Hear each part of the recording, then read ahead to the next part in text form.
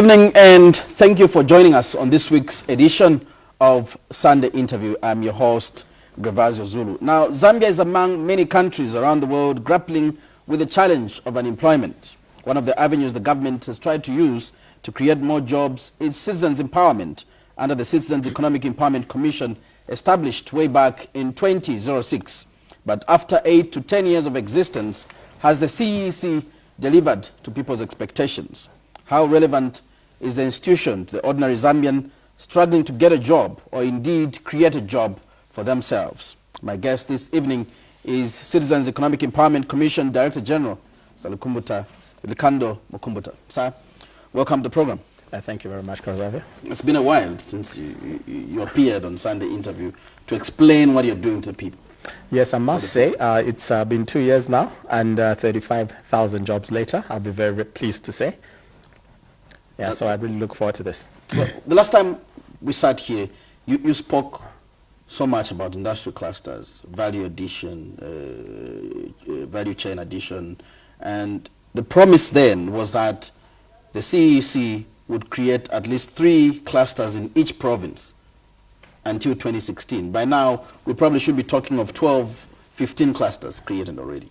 Yeah, okay, I think that first and foremost, I think that's a good question.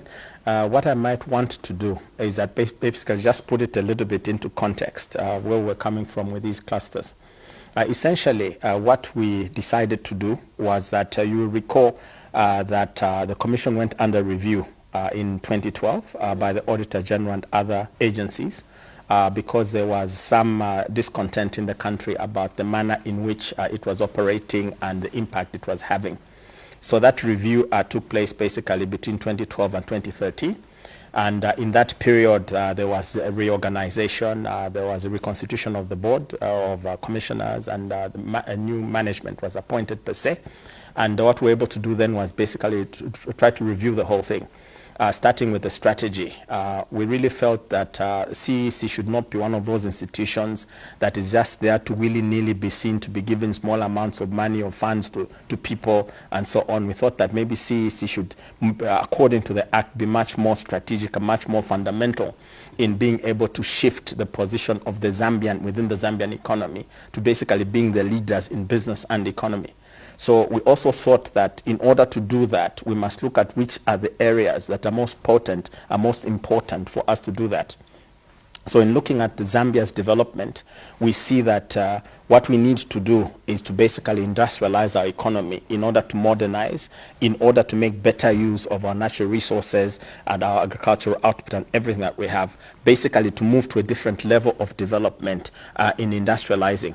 So what we were deciding was that we are going to make sure that the industrialization that Zambia is going to undertake is not going to be an industrialization that is only led by foreign direct investment, but we're going to make sure that the citizens themselves take the lead. That way, when we develop the new industrialized economy, we're going to find that the citizens themselves actually own the new industries, and we're able to internalize a lot of the money and the profits, and we're able to more fully and more adequately develop our own country. So that was the premise on which we re-engineered the Commission. And we took various measures that were going to ensure that we're going to target the funds in such a manner that would feed particular industries. And that led to industrial clusters, the creation of industrial clusters. So the concept of clusters, the way we were looking at it, was that we were basically 2 ways. First of all, there were going to be these industrial clusters, which were going to be formed in the form of industrial yards. This is basically where you've got industrial workshops that are together, and you've got entrepreneurs that are working in those industrial workshops, and they're producing things from a very big yard, if you like. So it's like a mini industrial area kind of arrangement. So we're going to do those kinds of industrial clusters. But then we're also going to do value chains, which is a form of clustering which is a little bit different, in the sense that what it does is that it sees where is the resource. So where are the gemstones? Or where is the maize being produced? Or where are the pineapples being produced? Where is the mango coming from? So you go where the resource is coming from, and then you develop the industry there. So that instead of the people there producing raw material and sending it out to other places for it to be processed, they're sending it to Lusaka along the line of rail, or exporting to South Africa and places like that, you actually establish the industries where the resources are. then that way what you're able to do is that you're basically able to do two things. Number one, you're able to transform Zambia so that you don't have a pattern of development only along the line of rail. You actually start seeing industrial development throughout the country. And then the second thing that you do is that you then make it possible for people within those localities to be making more money from what they have. That is basically adding value either to their agricultural outputs or to the minerals and other natural resources that they have. I know I'll still get back to the question that I asked. 2016, where are we? How many clusters do we have? But before that, I want you to, you speak so well. You're planning your well thought out program. But have you carried the people on the ground with you? Yes, as a matter of fact, we have, because the approach that we take is very inclusive in nature. First of all, the program itself is driven by facts. What we do is that we do statistical analysis, looking at historical records to see where most of the output of agricultural output is, for example, where is the maize really being produced, where the pineapple is really coming from in terms of quantities, because you need that quantity as a critical mass for industrialization. What are you going to be adding value to? The next thing that we do is that we actually go into the communities and we do community sensitization, and we explain to the people why we are going to propose to intervene in particular industries. At that point, you're looking at value chains. Yeah, at that point. When you look at industrial clusters, I'll give an example of the people along Alikinkata Road, Kalingalinga, doing their doors and tank stands and all that stuff, metalwork. Yes. If you intend to move those people, we've had instances where government and institutions like yours have built markets for people, and people have just refused to move to those markets. Yes. Are you sure they'll move to your industrial yards? Yes, as a matter of fact, they will. As a matter of fact, they will. But I still want to answer your question, how many clusters? Because I was trying to say that the clustering that we're doing is of two types. There's clustering that happens within the district, where the cluster is the entire chain between the person that is producing the mango, the person that is producing the mango, processing the mango, and the person that markets the mango. You put all that within the same district where the mango is produced. Now, this entire range of players, from the producers of the mango, the pineapple, up to the people that market it, up to the consumer, in this case, putting everything in the district, that is a cluster by definition. So that when you cut a value chain like that, from the point where you produce to the point where you actually deliver to the consumer or to the ultimate market, that is a value chain, which can be, it's a form of clustering. So if you look at clusters from that perspective, I can tell you that since we started in 2014, we've been able to reach 42 districts. And in these 42 districts, we have been able to do, in the first year, in 2014, we did 30 clusters. And then in 2014, we were able to do 60 clusters. So we've done actually about 90 clusters represented in 42 districts at the moment. So by the clustering in value chains. So that has been an overwhelming success, and it's something that is very, very much appreciated. I'm hopeful that I'll be able to get that a little bit later. But now coming to your question in the industrial yards. Now the industrial yards, like I was saying, is a different picture.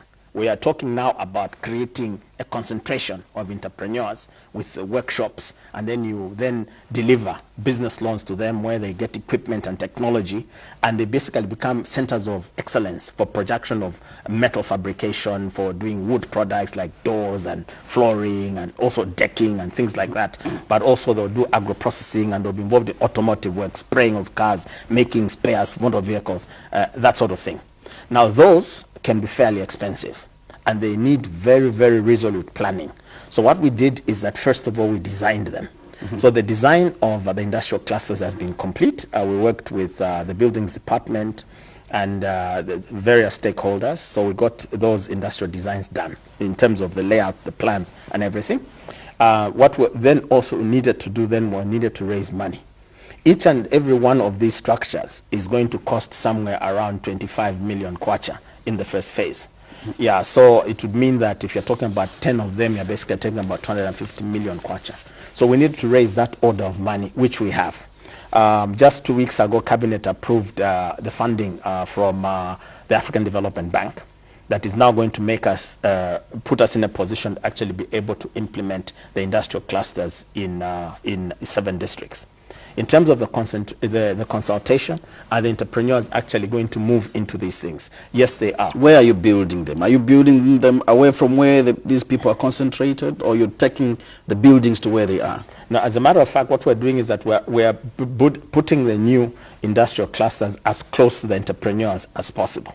So there are certain parameters that we look at. First of all, we look at road access. We want it to be accessible by road 24/7. We also want it to have access to power. And then the positioning in terms of markets. We want to make sure that the entrepreneurs will be interested in working from there competitively, and also that customers can actually get there. Granted that we also do showrooms and stuff like that. So in terms of the entrepreneurs, in December 2014, we actually carried out enumeration. I'm not going to call it a census. It was an enumeration because there was a head count. We did a head count in every district of Zambia, on every road in Zambia, to try to find the manufacturers that are currently manufacturing on the street. Because as far as we are concerned, that is underutilized capacity of the country. We think that we can transform those guys from the gates that they make now. They make things like stands for water tanks, they make wheelbarrows, they make garden tools and so on. We believe that we can work with those guys because they have some experience. We can work to scale them up and make them much more sophisticated and link them into bigger markets. So we went street to street. We did an inventory of them by name, by age, what they produce, when they started producing, and all that metric. Meaning that we also consulted them in terms of, okay, if we were to do this thing ideally, where do you think it should be located? So they gave us that kind of input. We also talked to them about the kind of services that would make sense to them, and also just ask them questions about the kind of solutions that would interest them in actually being located in such a place and actually going in there to actually rent space. And these are the people you're telling the money is available and you're starting the project? Yes, we are telling them that the money is available. We want to be very, very clear about how these things are going to operate. The reason why we are targeting those guys first is that we want low-hanging fruit, if you want. We want to target the guys that they may be operating on the street at the moment, but they are the most experienced at the welding, at the bonding. They're the most experienced at producing the gates and so on and so forth, and give them a real chance. Because these guys, they've already got markets. That's why they are operating on the street, because they're able to sell their gates and so on, so we can scale them up. And then what we've done is that we have also appreciated that we're not only talking about metalwork. So we're going to, the cluster is going to be basically made up of these industrial yards. So what we were calling a cluster is actually a yard. So you hear us now saying industrial yards. You're rebranding, in short, from industrial clusters to industrial yards. Yeah, well, and probably move to another name next year. No, not really. Depending on availability of funds. No, not really. It's just that the term cluster is more generic. Like you noticed, I was able to explain to you the value chains in the district, which are also clusters, but it's the manner in which they are formed. Yeah, then you can have other clusters where people come together in an enclave, which are the industrial yards. Now, the industrial yard is more definitive, it's more precise, because you're actually talking about a yard. It's an enclave of businesses put together in a yard, as it were, and they'll operate from there. So what I was trying to explain is that in each yard, we are anchoring ourselves to say that, okay, we want to be able to work on steel. So these guys that are doing metal fabrication at the moment, we are going to upgrade them. Then we're going to look at woodwork also. The guys that are working in timber. Then automotive works, that is basically the guys that work on motor vehicles, the panel beating, auto spraying and things like that. And then we have the agro-processing. Because in a lot of these provinces, people actually produce agricultural products, and we need a proper factories in which we can actually do the industrial processing. For government institutions, money can be available, but it takes too long for any project to really just get off the ground. So how soon will this start? Yeah. You said the money is there. Yes. It's been given by the African Development Bank. Yes, actually, we've been planning this for 1.5 years. We traveled to the meeting of the African Development Bank, the annual meeting of African Development Bank in May 2014 in Kigali. Yeah, that's where we first met them and actually made the presentation to them that in Zambia our priority is industrialization, and we've got these industrial yards that we actually want to build, and we sold the concept to them. Fortunately, they were interested and they followed it up, and we spent the past 1.5 years actually designing and negotiating, and that process is complete. And like I said, we also made sure that certain things that take time, like designing, the designing has already been done. And what we're going to be doing next is that we've also identified the land, by the way. We've talked to the various councils in the district, so we're going to start with. Land has been allocated. So what we're doing is that we're at the titling and clearing stage. So we're going to go in for contractors now. We're basically going to tender for contractors, and we're going to start.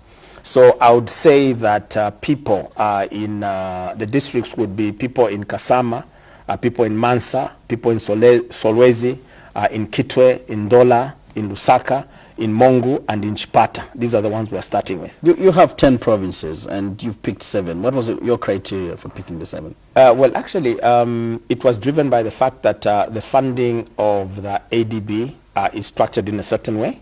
Yeah, so they were very interested, based on their experience in places like Nigeria and Ghana. They were very interested in focusing the industrial yards in Kitwe and in Copperbelt and in Lusaka. And we negotiated with them that for us, a priority in Zambia is to go rural. So some of them had to be in rural, and some of them had to meet the best practices. That is basically to be in urban concentrated areas. So that's how we came up with the balance. And also it speaks to the resource envelope. The amount of money that the ADB is able to give was not sufficient to do all the provinces at the same time. But what we've done is that working through government, we are now identifying alternative resources outside the ADB money. We're actually identifying resources that we are going to use to set up the industrial yards in Muchinga, in Central Province and in Southern Province, and we're making progress on that. Ideally, CEEC should have this revolving fund where people are paying back. So don't you have money where you could set up the other 3 clusters, other than wait for donors? Yes, we do. Still continue looking at government to fund you. Yes, we do have money that we generate through our collections, and we collect somewhere around 20 million to 25 million per year from our collections.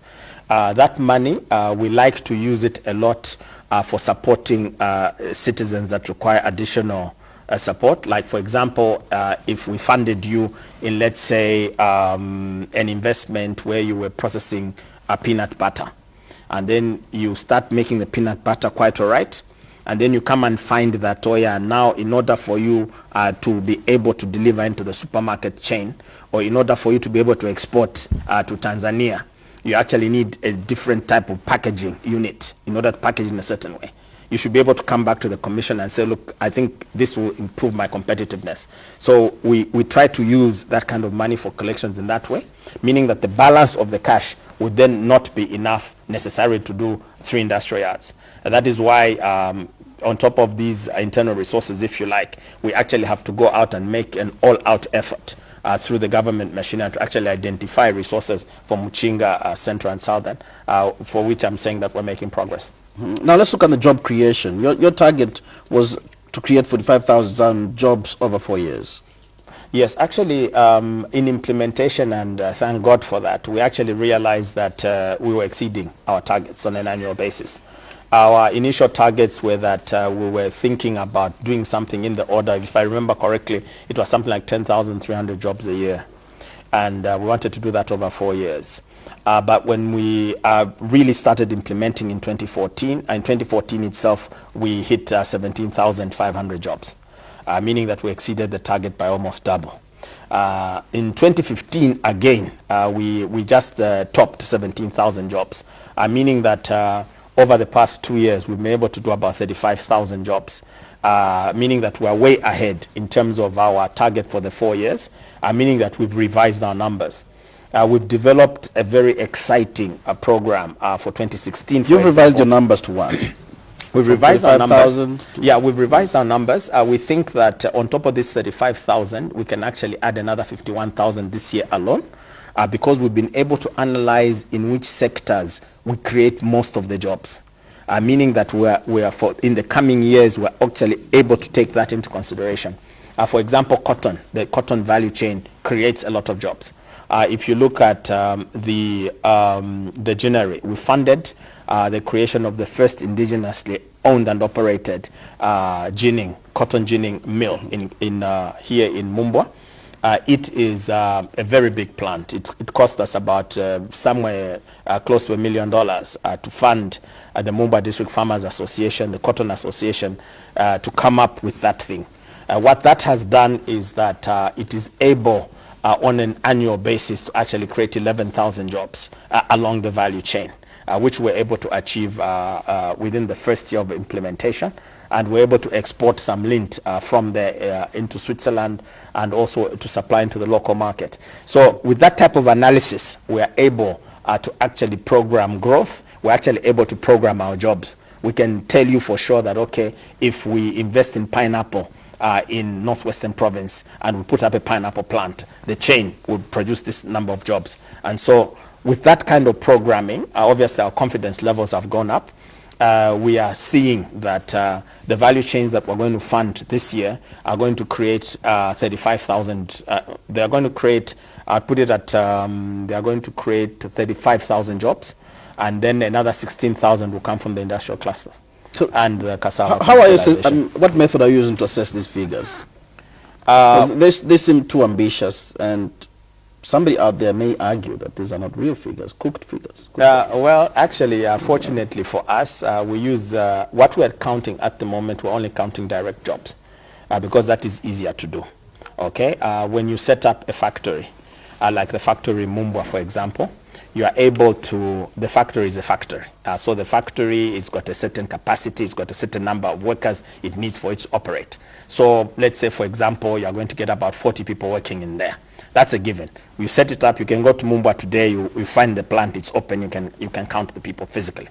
Then what happens beyond that is that we also fund people like seed suppliers. So a guy that will be funded will be running a company that will be supplying cotton seed in Mumbwa.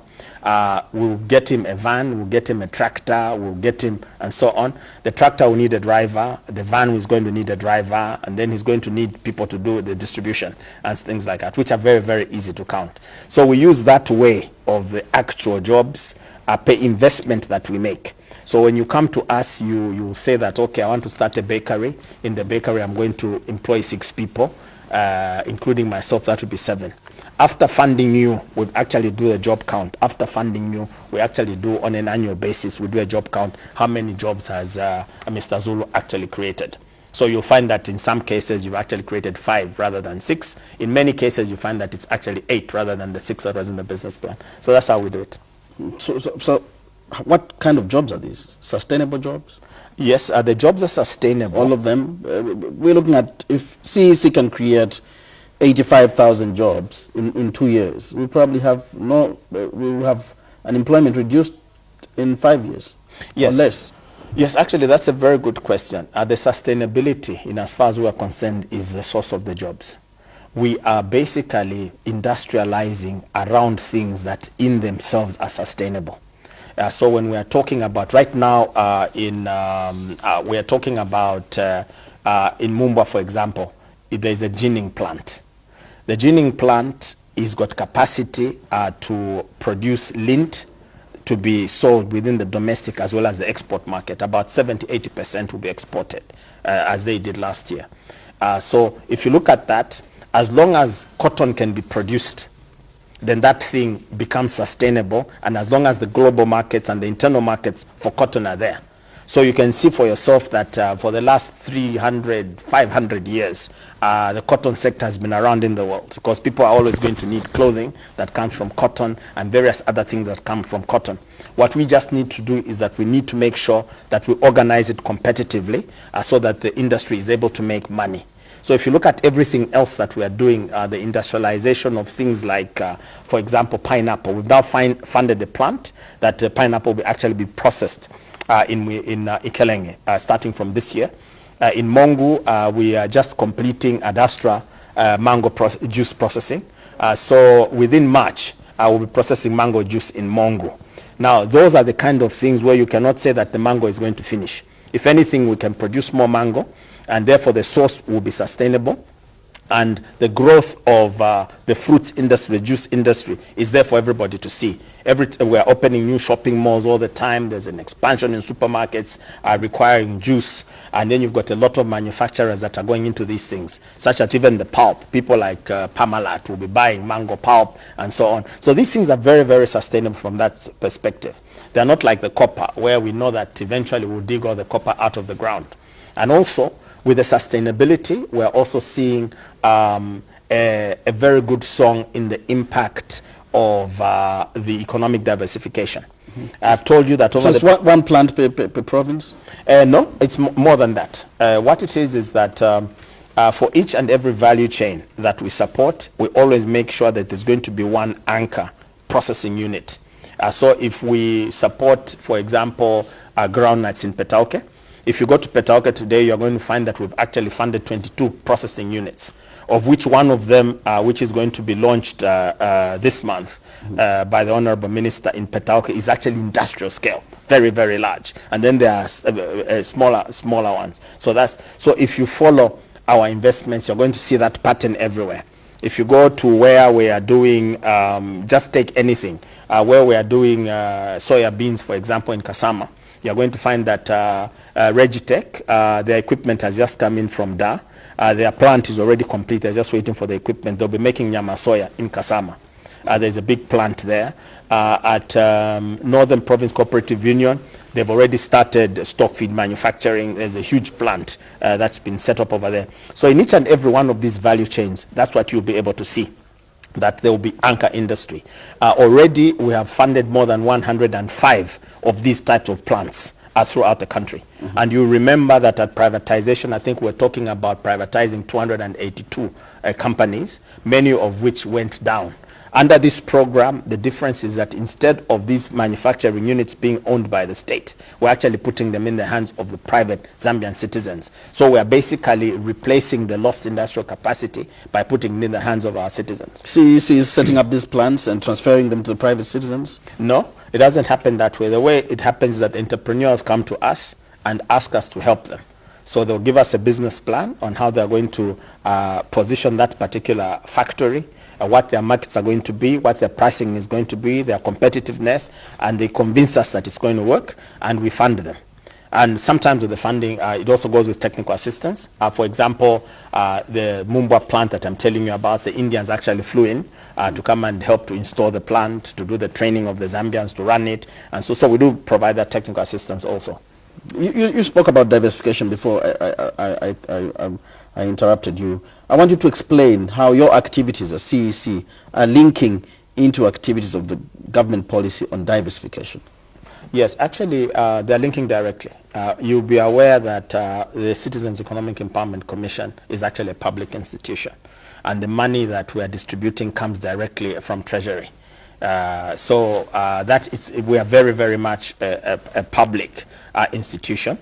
And because we're a public institution, we're a key element in the job creation and industrialization strategy of government.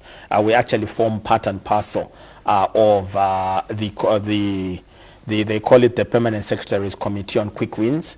This is basically the one that is driving the job creation process. And the Ministry of Commerce actually sits there on that committee through the PS of Commerce.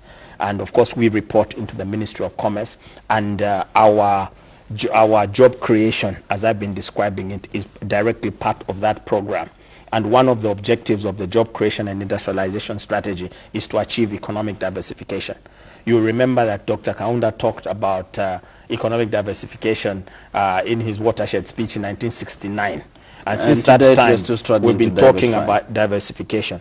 But the difference now is that we've designed a program that is actually going to do it in a very quantifiable, phased, and very clear way. And also we've been able to bring it down to the grassroots level where it's actually being implemented by our people. Now, in terms of the impact so far of economic diversification, I was telling you that we've invested in more than 90 value chains. We are in 42 districts at the moment. at the moment, 92% of which are rural districts. Yeah, and but you haven't even met half of the districts in the country. We haven't met half of the districts in the country, but we're doing so this year, because this year we're going into a further 30 with the funding that we're getting from government this year. We're going to a further 30, we should bring it to 72, meaning that we'll have bypassed the halfway line. And this is a program, you know. Industrialization is not something that happens in 1 year, sir. It is something that as a people, we need to commit ourselves to, and we need to understand that this is where we're taking ourselves. So now, in terms of just to tie up that issue on economic diversification, I just wanted to say that it's very, very important that we follow this statistic. If you look at the jobs that have been created by CEEC alone through this program, and I was telling you about 35,000 verifiable jobs over the past 2 years. And this year we're doing 51,000 without a shadow of a doubt, because we've got the money from ADB, and Parliament has committed 187 million to economic empowerment this year. With these resources, we're doing 51,000 jobs. That, my friend, is the way Africa should go. That's the way Zambia should go, where we program and we manage our own results. Now, you've spoken about funding. Yes, but let me just tie that one, because I think it's very important. I want Zambians to see this. Now, if you think about what we are very sensitive about, for example, is mining, which is not even sustainable. For me, mining is very important because that is ours. It is something that it's a gift that's been given to us. So whatever money we're going to make in mining, we should invest in such a way that it will speak for the future. So we should invest returns from mining on things like what I'm talking about now, because they're more sustainable. But mining is a gift. It's something good for us because we can get money from it. However, if you look at what's been happening in the mining sector, including the job losses, I think over the past 2 years or so, we could have lost about 7,000, somewhere around 7,000 jobs in mining. On the other hand, in the economic empowerment program, we've created 35,000 jobs through economic diversification. So if you net that out, you're going to realize that through economic diversification, already we are replacing and actually exceeding the jobs that are being lost in the more difficult sectors like mining.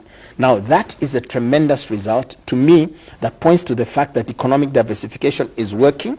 And what we must do is that we should now, all of us, exert our energies to make sure that this thing is long-term, that we're going to be committed to this transformation. Because personally, I cannot think of a better way any economy is going to develop. Even in theory, you'll have learned as far as economics in Form 2, where they'll tell you that agro-industrialization is usually the best route to industrialization and modernization. You've passionately spoken about how important it is for CEEC to be up and running. But let's look at the funding. You mentioned Parliament as one of the institutions that has appropriated funding to your institution. But underfunding has been a very chronic problem for you. Well, underfunding has been historically, we've had an issue with funding. If you read the various Auditor General's reports. Clearly, as a system or as a country, we are not putting our money where it matters. I think when we talk about, well, you can look at it that way if you like, but another way to look at it is making do with what is available. Yeah, sometimes you can have intentions that we're going to have this much available, and then you've got less. What becomes more important is what you do with what you get.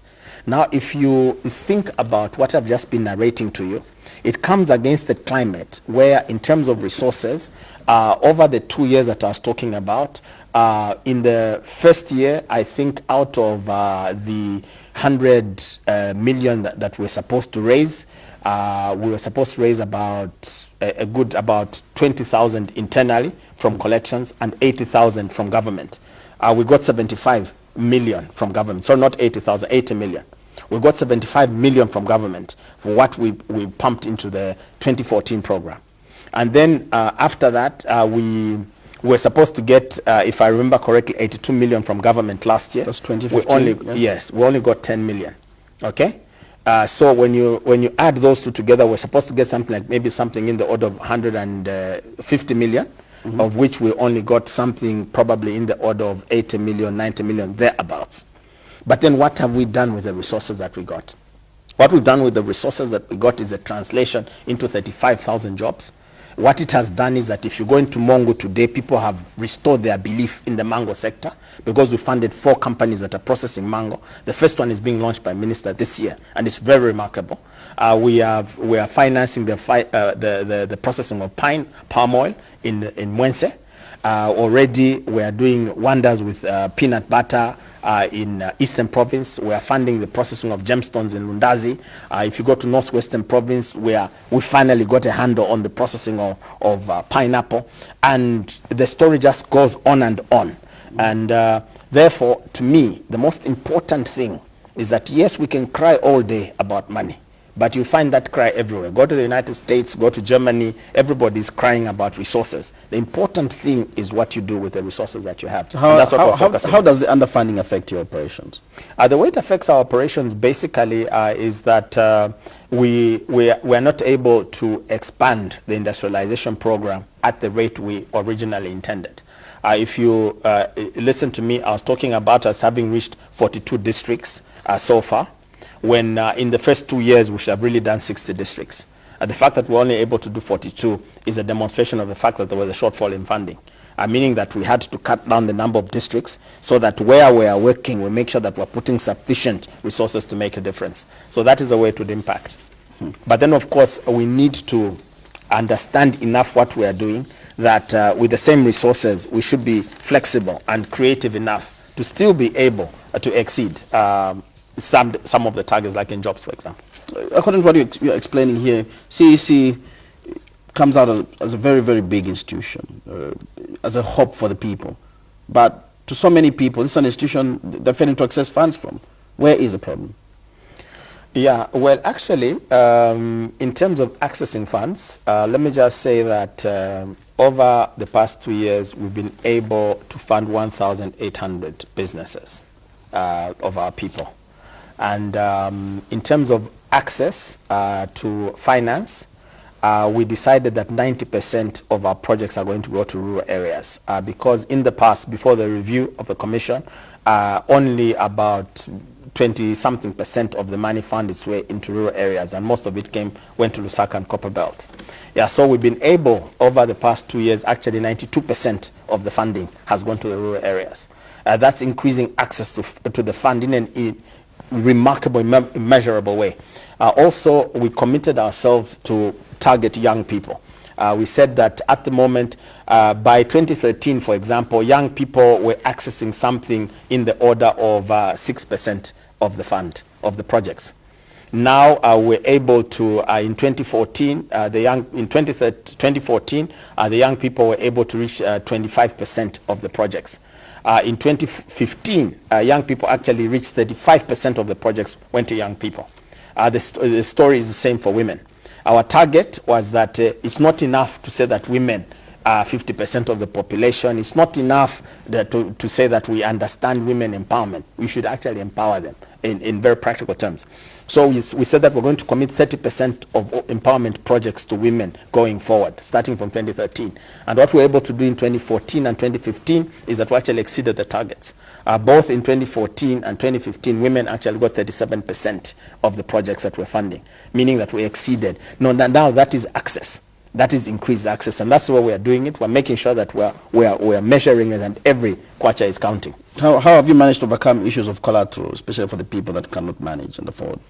The way we've approached the issue of collateral is that we must design the empowerment program to speak to our people. We should not design an empowerment program that would look good in London or in France. We must design something that makes sense here. Now here, we're in a situation where the majority of Zambians don't have collateral. Now, if you're going to come up with an empowerment program that is supposed to target the majority, then you're not going to achieve it if you insist on collateral blindly. So what we've done is that we've actually created 2 windows. We've created a window without collateral, and we've created a window with collateral.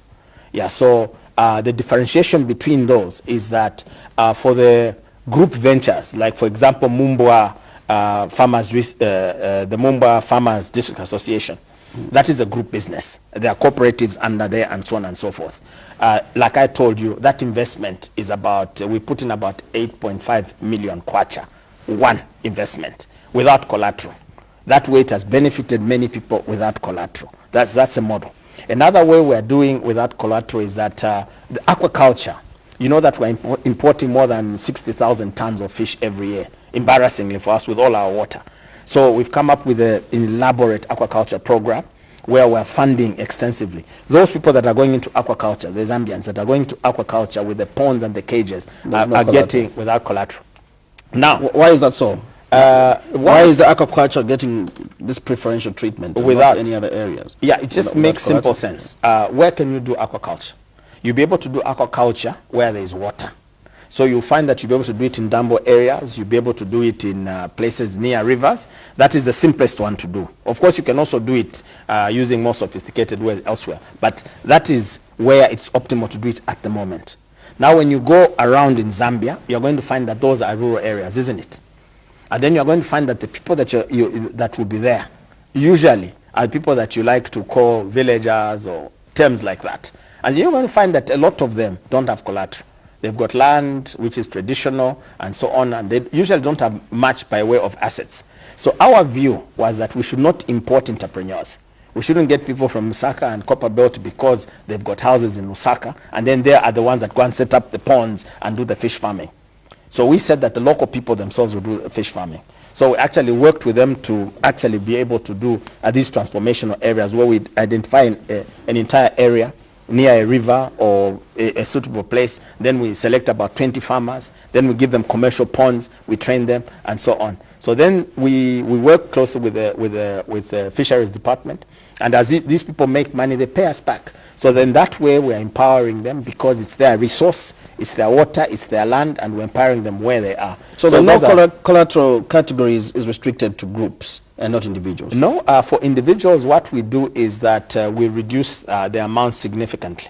So what happens is that if you're going to apply for a loan that does not exceed 50,000 kwacha, now that would mean that, for example, if you want to apply for maybe to run a business where it's something like a bakery where your equipment maybe is not going to cost that much, or things like a hammer mill, you want to be providing hammer mill services, or you want to be producing maize bran so that you can sell it to people like Tiger Feeds and so on and so forth. For those kinds of investments, you need 30,000 kwacha, 40,000 kwacha, and things like that. And also for trading, you find that marketeers, people who are buying fish in Lake Tanganyika or at Kariba, and they want to bring it into town and market the fish. For them, 2,000 kwacha is a lot of capital for them to order their fish and so on.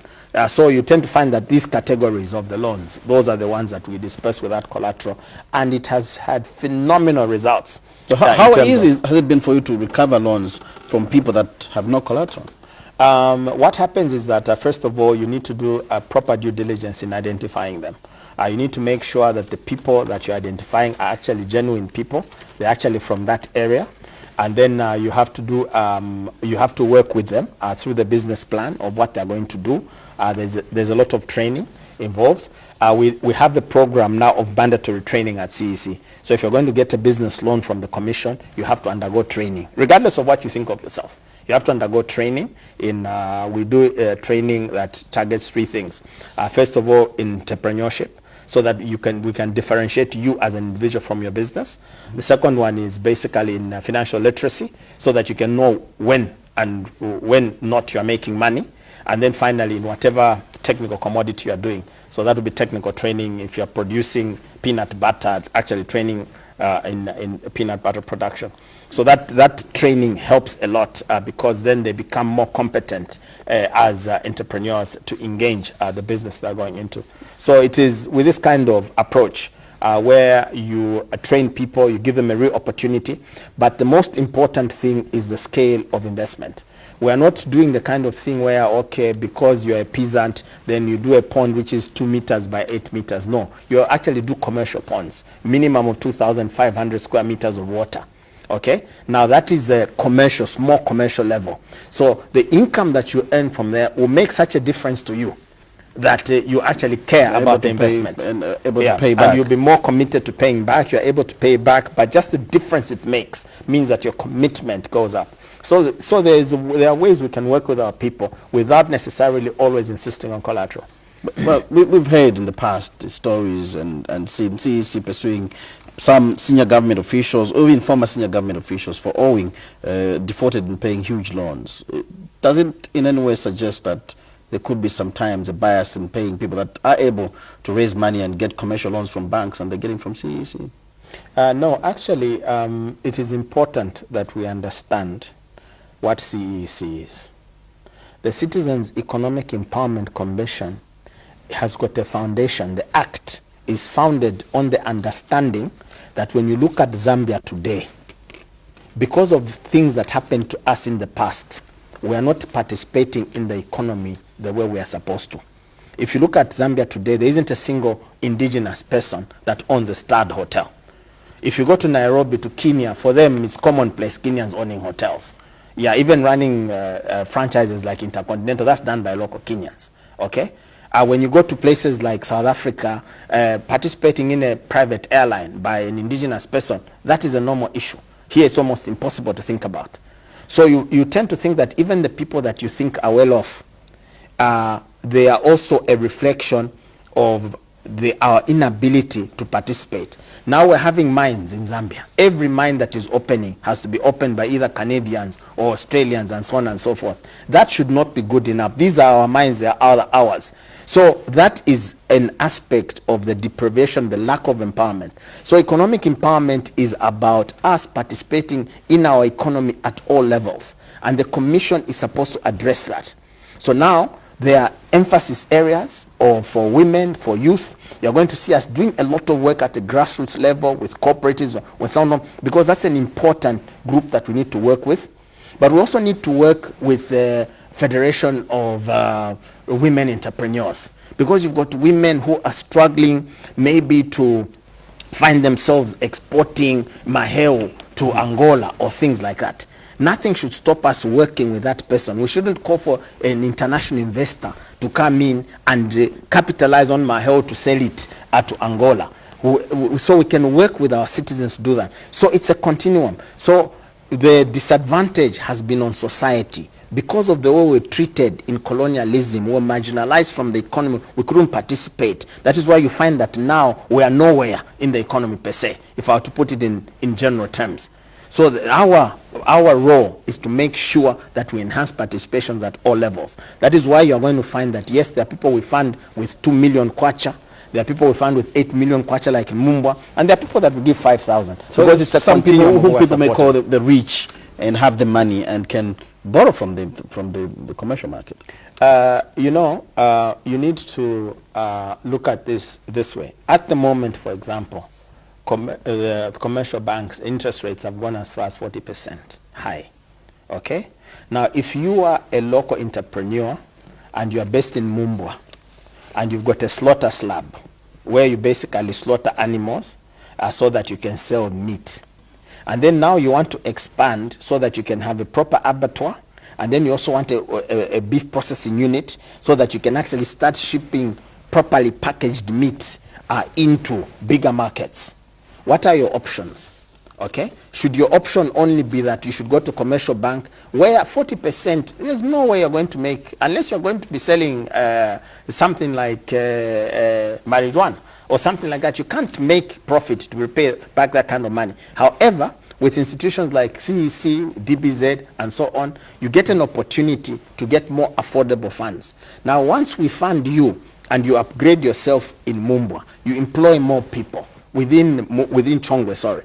You employ more people, and therefore there's a justification in funding Grevazio Zulu to do a better job of his meat processing in Chongwe, because it will benefit the society. So that's the way we like to look at it at the Commission, and we see that there's a role for everybody to play. It's not restricted to the poor, the underprivileged. The fund is not restricted to that. But to every Zambian, as long as you've got a viable business idea. Yes, if you read the Act says the historically marginalized. Historically marginalized. Now we Which covers all Zambians. Now we are in the position we are, lack of participation in our economy, because we're historically marginalized, not because we're unable. But now for us to fix that, even today when you look at our economy, the structure of the economy, you can see that we've still got a problem of getting the black majority of the people, the indigenous majority, to really get involved. That's a challenge, okay? So now that is a challenge that the commission was established to resolve. And we need to resolve it at various levels, but very inclusive so that everybody is catered for. Now let's look at your debt recovery, debt collection. You're still not really doing that fine. Just taking it back to 2014, from a targeted collection of 20 million, I think you only managed about 11. No, that would not be true, actually. We had a target of 20 million in 2013. We collected 19 million. Yes, and then coming to 2014, in terms of our targets for 2014, we shifted our targets because we needed to take into recognition that we should think much bigger in terms of the way we manage the fund. So we transitioned that time. We got basically, we got a guideline that we should reach 80% loan collection. When we started in 2013, we started at 21.2% loan recovery. We've now exceeded 51%. Okay. Now, anybody that understands the financial sector, the financial services, for you to double the loan recovery rate is a phenomenal achievement. That is something that we've been able to do. And for me, those are the kind of things that we should focus on. We should focus on, okay, what is the big picture? What is really happening? We've reorganized the commission significantly. We've created a new credit department. We're now running on a wide area network. We've got an automated loan tracking system of our own. And with the reorganization, we've been able to make significant achievements in loan collection and loan recovery. I'd say that we're actually improving in that area. Mm-hmm. Do you foresee yourselves hitting 80% next year? If you look at it, if you do a trend analysis, if in 2 years we can double collection, then it will mean that if we're at 51 now, we think that we should be able to be hitting somewhere around 75–80% over the next 2 years. Now, when we hit 80%, you are going to find that even at the Bankers Association, their loan recovery rate usually fluctuates between 80 and 85%, meaning that we'll actually be up there with the private banking in terms of our performance. So I'd say that we're really, really doing very well, as long as we maintain our focus on dealing with economic empowerment, particularly in the lending portfolio, of things that make sense, of products that are required on the market, or focusing on the value chains that will produce the value-added goods that we continue importing. As long as we've got that focus and people are making money, then the loan recovery also follows. Do you think, in your view, moving away from the date, there's need for more review on the law to ensure more Zambians participate in empowerment programs? Yes, in the economy of the country? Yes, actually that has been happening already, even if I wouldn't really call it a review of the law. It's an implementation of the law. Because if you look at the Act, it provides, CEEC is often viewed as where the money. You know how money is. Money it's got this power. Everybody is thinking about the fund. But there are other ways that are provided in the Act for economic empowerment. You've got, for example, development of sector codes. You've got development of reservation schemes. Reservation schemes, that is where you reserve certain areas of commerce, trade, and industry for the targeted citizens only, because you feel that there can be sufficient capacity if you target it to them only, and there's no real justification for you to bring in foreign direct investment to come and compete with locals. Now, every country in the world has got reservation schemes, as they call them, where you reserve certain things for locals only. I'm sure if you've traveled abroad, you'll find that you can go to a country where they say, no, that one is only for the whatever the locals are. No, that one it can only be done by South African, and things like that. So those are reservation schemes. Yeah, so we were able to start implementing reservation schemes. In the first phase, we did the analysis, and we are targeting quarry and block making, which was approved by Cabinet for reservation for targeted citizens. And then another area we're looking at was the area of poultry which areas of poultry can we target for target citizens only. At the moment, we are looking at reserving the live birds market. So the chickens that are sold alive. Yeah, those we are saying that there is scope for us to actually be able to restrict that, to reserve it to target the citizens only, so that the chickens that you buy from Soweto Market and the various other places as live chickens, really we don't need foreign investment into that. So we've got block making, we've got chickens. What else are you moving on to? Yes, we're also looking at domestic haulage, in the sense that for the haulage or by trucks usually of goods within the country, within domestic trade here. Yeah, you know, if you are going to buy certain things within the public sector, that is. Yeah, if you are going to move goods from a public institution under a public institution like FRA, for example, all the trucks under FRA, that be reserved for targeted citizens only, because we have sufficient capacity to be able to deal with domestic haulage. Yeah, so we are progressing.